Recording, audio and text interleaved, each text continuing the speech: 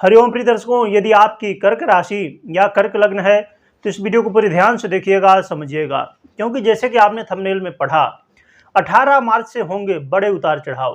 क्या उतार चढ़ाव होने वाले हैं, क्यों होने वाले हैं, ये हम समझेंगे। सबसे पहले हम समझेंगे प्रिय दर्शकों कि आपको शुभ परिणाम क्या मिलेंगे, फिर हम समझेंगे सावधानी क्या रखनी है, और फिर हम समझेंगे कि आपको उपाय क्या करने हैं। क्योंकि प्रिय दर्शकों, 17 मार्च को ही शनिदेव उदय हो चुके हैं, अभी तक अस्त थे। ये अपनी मूल त्रिकोण राशि कुंभ राशि में गोचर कर रहे हैं, यहीं पर उदय हुए हैं और आपके एक अष्टम भाव में गोचर कर रहे हैं और दसम भाव और अष्टम भाव दोनों के अधिपति हैं। तो शनिदेव आपके लिए बेहद महत्वपूर्ण ग्रह माने जाएंगे, क्योंकि आपके सप्तम भाव के भी अधिपति हैं, जो कि आपके दाम्पत्य भाव का भाव माना जाता है।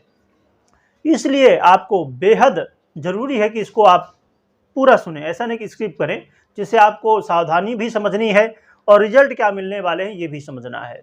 तो आइए सबसे पहले हम समझ लेते हैं कि शुभ परिणाम क्या मिलने वाले हैं आपको। तो प्रिय दर्शकों, आप अपने जीवन में यदि आप दाम्पत्य जीवन में बहुत ज़्यादा परेशान थे तो ये समय होगा जिस समय दाम्पत्य जीवन में आपको बेहतर स्थिति देखने को मिलेगी, आपस में प्रेम देखने को मिलेगा।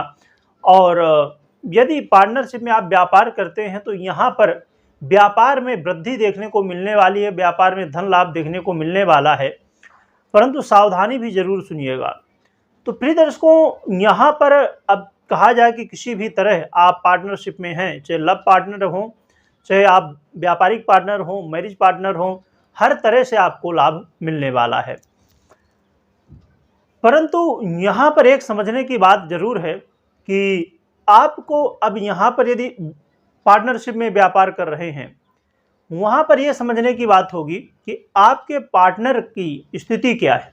क्योंकि पार्टनरशिप में हमेशा दो लोग होते हैं, वहाँ पर अब उनकी कुंडली में, उनकी राशि में, चाहे वो लग्न राशि हो या चंद्र राशि हो, दोनों के अनुसार कैसी स्थिति है ये भी समझना जरूरी है। आइए आगे बढ़ते हैं प्रिय दर्शकों। तो आपके करियर में भी बड़े बदलाव देखने को मिलेंगे, करियर में भी अब पहले से बेहतर स्थिति देखने को मिलेगी। इसके अलावा आपके मान सम्मान में वृद्धि होती हुई दिखाई देगी। और आपको देखा जाए तो यदि आप प्लानिंग कर रहे थे कि मैं कोई बड़ा इन्वेस्टमेंट कर लूं, तो इन्वेस्टमेंट यदि आप कर रहे हैं तो इन्वेस्टमेंट करने के लिए अब प्लानिंग आप तो बहुत समय से कर रहे होंगे, परंतु ये समय होगा जिस समय आप निवेश कर सकते हैं।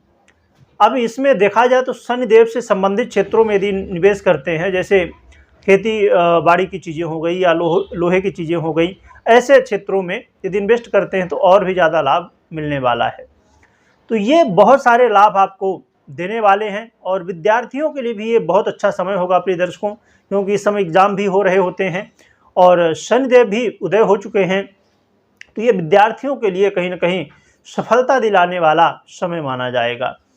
परंतु अब सावधानी हम समझते हैं, सावधानी को समझना बेहद जरूरी है, क्योंकि शनिदेव आपके अष्टम भाव में गोचर कर रहे हैं। तो यहाँ पर अब सावधानी क्या रखनी है कि दाम्पत्य जीवन में पहले से बेहतर तो होगा, प्रेम तो बढ़ेगा, परंतु वहाँ पर आपको झूठ बोलने से बचना होगा। यदि आप झूठ बोलते हैं, चीट करते हैं, कहीं ना कहीं देखा जाए, चाहे आप पार्टनरशिप व्यापारी पार्टनर हो या आप मैरिज पार्टनर हो, चाहे आप लव पार्टनर हो, तीनों के लिए किसी भी तरह यदि आप पार्टनरशिप में कोई भी काम कर रहे हैं, वहाँ पर यदि आप झूठ का सहारा लेते हैं, गलत रास्ता अपनाते हैं, तो यहाँ पर फिर समस्याएं होंगी। क्योंकि आपके राज जो हैं, आपकी जो बातें आप छुपा रहे हैं, वो सामने आने वाली हैं।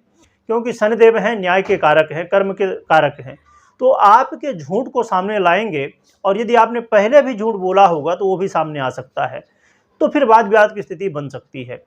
तो इसलिए इस बात का ध्यान रखिए कि झूठ से आपको बचना है, गलत रास्ते से आपको बचना है, चीट करने से बचना होगा। इसके अलावा गाड़ी वाहन चलाते समय, यात्रा करते समय आपको सावधानी बरतनी चाहिए और जो भी काम करें उन्हें सही तरीके से, लीगल तरीके से करने की कोशिश करिए। गलत तरीका आपको बिल्कुल भी नहीं अपनाना है। खासकर देखा जाए तो प्रिय दर्शकों, घर परिवार में कलह का माहौल बन सकता है, तो यहाँ पर अपने वाणी में आपको बहुत संयम रखना होगा। वाणी में यदि संयम नहीं रखते हैं तो फिर समस्याएं हो सकती हैं। और जो लोग इन्वेस्ट करते हैं उनके लिए बेहद ज़रूरी होगा ये कि आपका जो धन है वो सही मार्ग से आया हो और सही मार्ग में जा रहा हो। अर्थात जो आपने धन अर्जन किया है तो गलत रास्ते से न आया हुआ हो, क्योंकि गलत रास्ते से यदि धन आया है तो फिर यहाँ पर फिर जाएगा गलत रास्ते में। शनिदेव का एक ही नियम है, जैसा है वैसा ही करना है, अर्थात यदि गलत पैसा है तो उसको सही करना है, और यदि सही है तब तो सही ही रहेगा। तो इसलिए वो सही जगह में फिर चला जाता है। तो यदि आपका पैसा है तो फिर आपके पास आएगा और बढ़ के आएगा, परंतु यदि किसी और का पैसा है तो जिसका है उसके पास चला जाएगा। तो इसलिए इन्वेस्ट करते समय इस बात का विशेष रूप से ध्यान रखिएगा। और यही सावधानियां हैं आपके लिए देखा जाए। परंतु अब हम उपाय की बात कर लेते हैं। उपाय करने से और भी बेहतर स्थितियां आपको देखने को मिलेंगी। तो आप संध्या काल में पीपल के वृक्ष के पास दिया जला सकते हैं तेल का, और उसमें थोड़ा सा काले तिल डाल सकते हैं, तो उससे और भी बेहतर स्थिति मिलेगी। और जो वृक्ष होगा तो वहाँ पर उनके सामने एक तो दिया जलाना ही है, साथ में प्रार्थना करनी है कि आपके जीवन में जो संकट हैं या आने वाले संकट हैं वो दूर हों और भगवान का आशीर्वाद मिले, शनिदेव का आशीर्वाद मिले, भगवान नारायण का आशीर्वाद मिले, क्योंकि पीपल का वृक्ष भगवान नारायण के स्वरूप ही माने जाते हैं। तो उनसे भी प्रार्थना करनी है आपको। तो ये उपाय करिए और कमेंट में जय शनिदेव लिखिएगा और लिखने के साथ बोलिएगा भी।